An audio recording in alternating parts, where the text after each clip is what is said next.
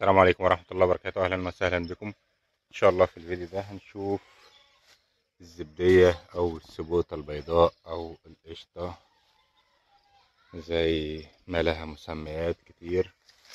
ده شكلها أهو. هنعمل لها، هنقطف الثمار بتاعتها ونسيبها تستوي إن شاء الله. تابعونا في فيديو تاني ونشوف الثمار بتاعتها بعد ما نضجت بيكون شكلها عامل ازاي. وادي شكلها، ده احجام كبيرة. حاول اجيب لكم لان الشجرة ارتفاعها حوالي 10 متر تقريبا. تابعونا ثواني اجيب لكم ثمرة. وادي الثمرة جبناها لكم بس لسه ما طابتش او استوت او نضجت. ان شاء الله هنقطف كذا ثمرة ونفتحهم مع بعض ونشوف شكلهم عامل ازاي من جوه. هي من جوه عاملة زي القشطة او الزبدة، لونها ابيض لكن بذورها كبيرة. زراعتها من البذور سهلة جدا وبتشتغل بسرعة ما شاء الله. وادي الشجرة بتاعتها تاني. لما بتستوي بيكون لونها اصفر، ممكن تبقى خضرة كده برضو ومستوية، لكن اهم حاجة لما نيجي نضغط عليها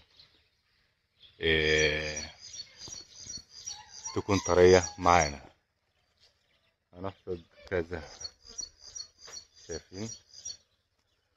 هنحصد كذا ثمرة مع بعض كده ان شاء الله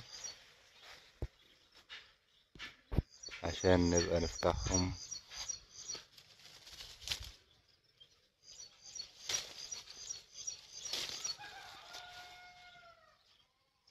ونشوف هو طعمها انا مجربه.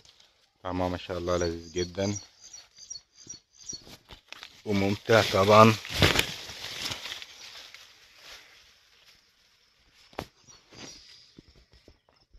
يختلف عن اي ثمار تانية،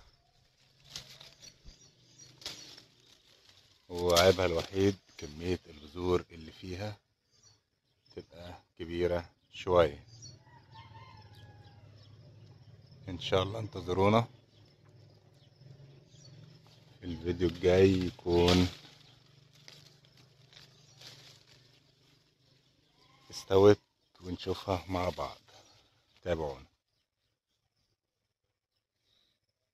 ده حجم صغيرة اهي لان الشجرة المكان اللي احنا فيه ده محمل اكتر كمية كبيرة، فعشان كده الثمار صغيرة.